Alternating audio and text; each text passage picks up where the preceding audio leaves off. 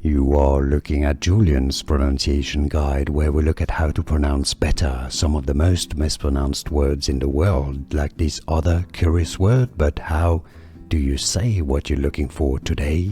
We are looking at how to pronounce these words, as well as how to say more interesting but often confusing words in English, so make sure to stay tuned to the channel. In British English, it is normally said as pursue. Stress on that second "sue" syllable, pursue. Pursue. In American English, however, it is generally pronounced as pursue. Pursue. Well, actually, let me get this right. Pursue. Pursue. No "sue" sound in American English, but rather a "sue" sound. Pursue in American English, or pursue in British English.